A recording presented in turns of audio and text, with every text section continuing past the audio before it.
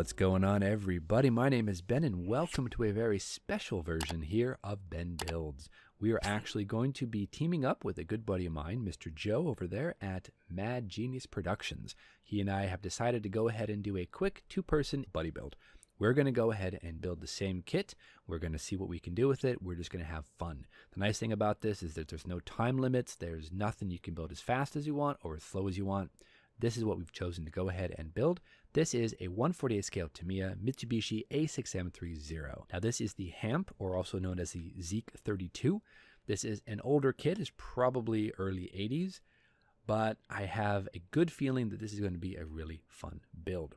Plus, this kit, if you're looking online for it, I got off the Amazon for like $14. This was a super cheap kit. And honestly, I've built other Tamiya kits from this era, and they're not too bad. There may be a little bit of issue here and there, but for the most part, they're actually very nice kits and they're cheap. So that is awesome. So I thought we'd go ahead and open up the box, take a look at what we have inside, and just go from there. So let's go ahead and see what we have here in store for us. Let's pull out all of our poly bags. We'll have to take a look at the plastic a bit more in depth, but let's see what else we have here. And looks like we have two instructions. Interesting. And then we had this little handout. Looks like a lacquer paint guide. Very cool. All right, let's go ahead and check it out. Now, the first thing here is this lacquer paint guide. This is kind of nice. Tamiya has a line of lacquer paint. I've never used it, but they give you the equivalent chart here for the lacquer versus the actual acrylic and then spray paint, all that good stuff. So this is kind of handy to have if you're interested in trying out the lacquer paints. I never have. I don't know if I can even get them over here, but it's kind of cool that they gave that to you.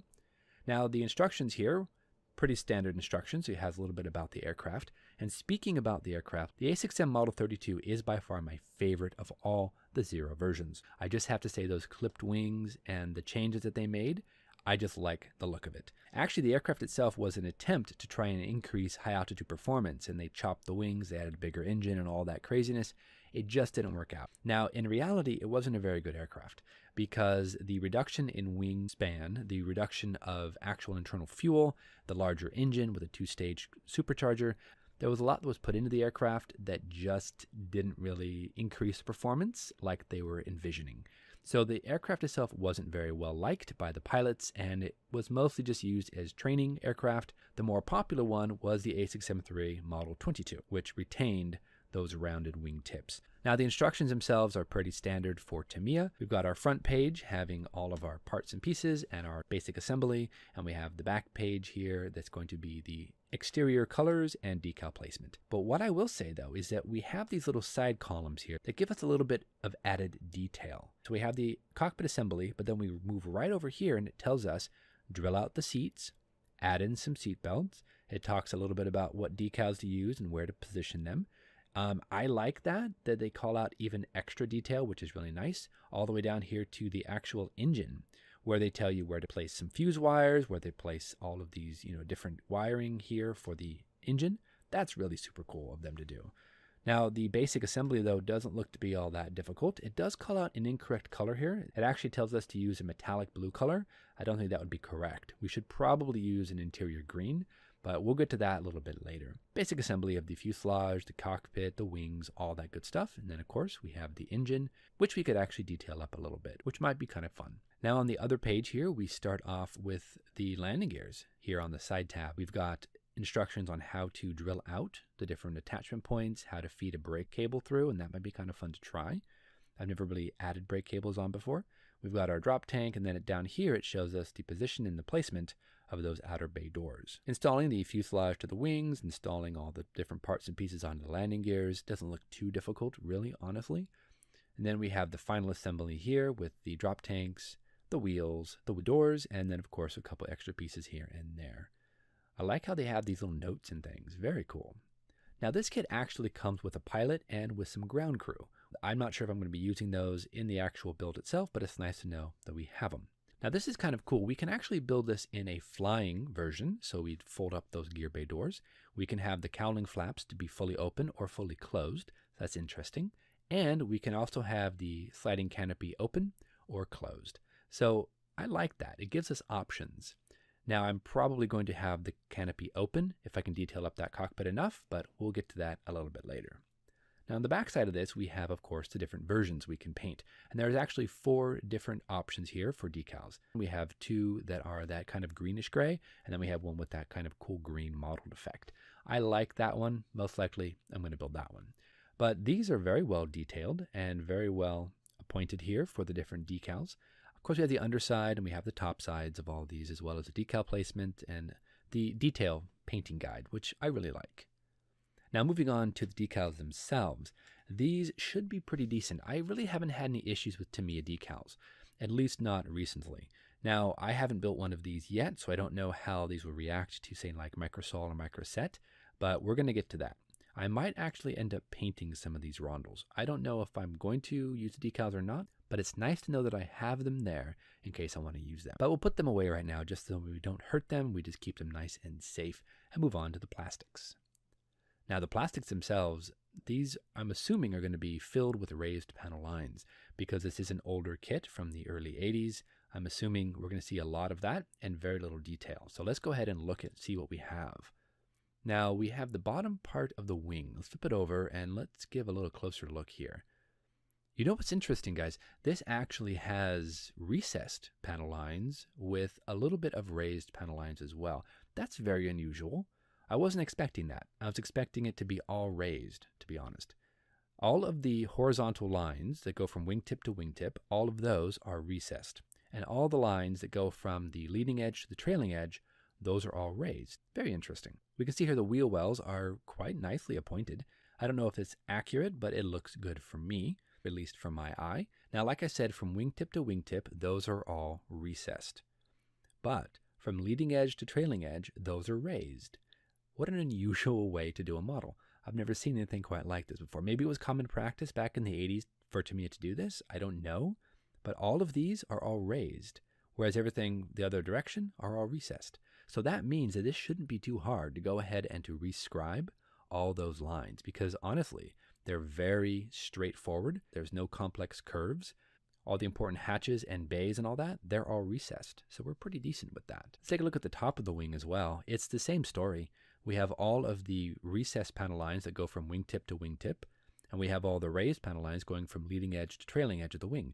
Again, it would be super easy, in theory, to go ahead and rescribe all of these lines to make everything recessed.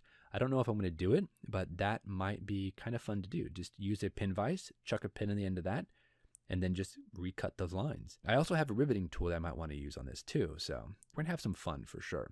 Now on the fuselage, most of these look to be raised. Some of the recessed stuff really is just more of the important like hatches and vents and all that. Everything else tends to be raised, but again, they would be super easy to go ahead and rescribe. That might actually be in our cards to go ahead and rescribe this thing. The drop tank as well, we have all raised panel lines here, but again, super simple to rescribe.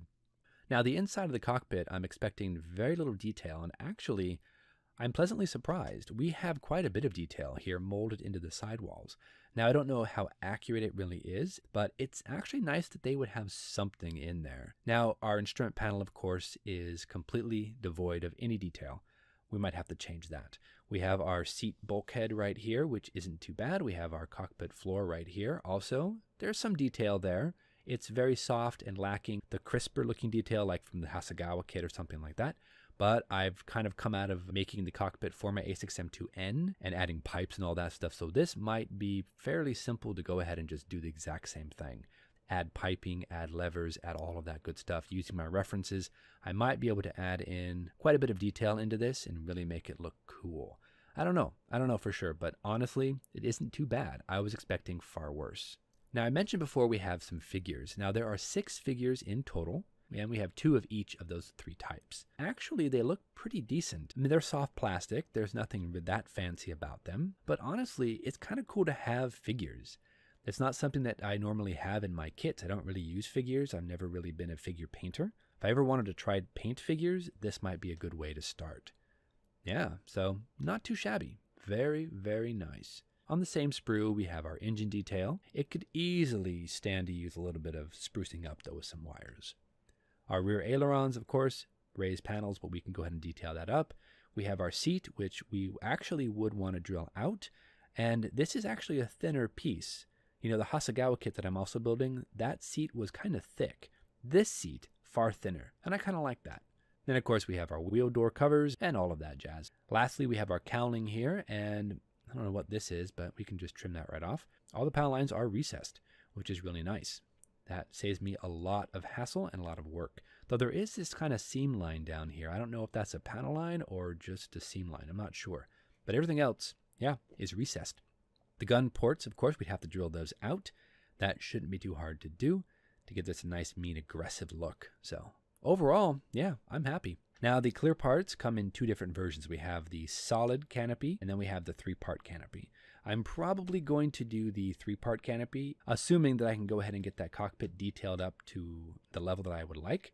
Then I'll use the 3-piece. If I can't, I might paint the pilot up, toss the pilot in there, and just go ahead and put on the single-piece canopy. I don't know, but I have options, and I love options, guys. Everything looks clean, crisp, very clear, good transparency. I might have to dip them in the future just to go ahead and seal them up, but honestly, yeah, they look pretty good. So overall, guys, I'm super excited about this build. I know Joe and I have been talking offline a little bit about it, and I think he's excited about it too, so this should be a lot of fun. Now, for references, I, of course, will be using the exact same references that I'm using for my All at Sea group build for the A6M2N. Actually, a lot of references in this book that show A6M3 cockpits and all of that good detail. So I'm going to be using that extensively to go ahead and doctor up this cockpit. Now, I'm not going to be pushing for a weekly episode on this. I'm probably going to build on this between my other group builds. So I'm not going to have a definite time date when I'll be finished with this particular build. But I'm hopeful I'll be able to get a couple episodes out, maybe like 5 episodes or so. Plus, I've got a special idea for that instrument panel. But we're going to go ahead and call it quits for today. Joe, I can't wait to go ahead and build along with you, buddy. It's going to be an amazing time. And we'll see you back here on episode number 2 of Ben Builds with Joe, the A6M3 Model 32. Thank you so much, everybody. We'll see you soon.